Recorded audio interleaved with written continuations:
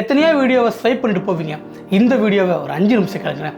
ஒரு பணக்கார தகப்பன் ஆசையாக தவம் இருந்து ஒரு ஆண் குழந்தை பெற்றெடுத்தான்.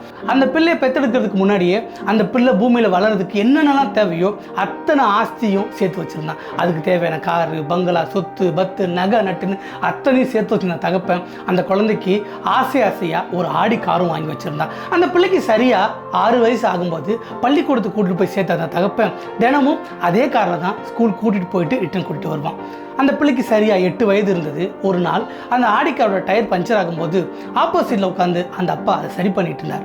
அதுக்கு நேர் எதிர் திசையில் உட்காந்துருந்த குழந்தை ஒரு கல்லை எடுத்து விலை உயர்ந்த கார்னு கூட தெரியாமல் அந்த காரில் கிறுக்க ஆரம்பிச்சது. சத்தம் கேட்ட அப்பா ஓடி போய் கையில் இந்த ஸ்பேனரில் குழந்தைய வேகம் ஒரு அடி அடித்தார். அந்த ஸ்பேனர் அந்த குழந்தையோட ஆள்காட்டி விரல் மேலே விழுந்தது. விழுந்த வேகத்துக்கு எலும்பு முறிஞ்சது. குழந்தை அழுதுகிட்டே மயங்கி விழுந்தான்.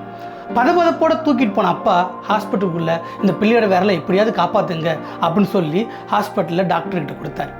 டாக்டரும் போராட்டத்தின் மத்தியில் அந்த பிள்ளையோட விரலை மறுபடியும் மீட்டெடுத்தார். கிட்டத்தட்ட 4 மணி நேரம் போராட்டத்துக்கு அப்புறம் அந்த டாக்டர் அந்த அப்பா பார்த்து சொன்னாராம், உங்கள் பிள்ளையோட விரல் கண்டிப்பாக இன்னும் 1 இல்லை 2 வருஷத்தில் சரியாயிடும். ஆனால் ஒன்று ஞாபகத்தில் வச்சுக்கோங்க, மறுபடியும் அந்த விரல் அதே போல் ஹேண்ட் ரைட்டிங் எழுதுமான்னு தெரியாது அப்படின்னு சொன்ன உடனே அப்பாவுக்கு ரொம்ப மன கஷ்டமாகி போச்சு. இருந்தாலும் பரவாயில்லைன்னு அழுத கண்ணோட அந்த பிள்ளையை தூக்கிட்டு வந்து அந்த காரில் உட்கார வச்சுட்டு மறுபடியும் காரை ஸ்டார்ட் பண்ணுறதுக்காக காரை திறக்கிறதுக்காக கையை வச்சான். அவர் வச்ச இடத்துல அந்த பிள்ளை கிறுக்கி இருந்த இழுத்து இருந்தது. அந்த பிள்ளை கிறுக்கி இருந்தது வேறு எதுவும் இல்லைங்க, ஐ லவ் மை டேடி.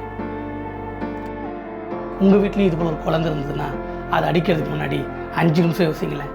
அந்த பிஞ்சு குழந்தை தெரிஞ்சு எந்த தப்பும் செஞ்சிருக்க போறதில்லை. ஐயோ என் மாமா அழுகுறானே, என் பொண்டாட்டிக்கிட்ட போட்டு குத்துருவானே, அந்த பிஞ்சு நெஞ்சு எப்படி துடிச்சு போக தெரியுமா? இப்ப பாரு பிள்ளை அடிக்கிறதே வேலையா போச்சு.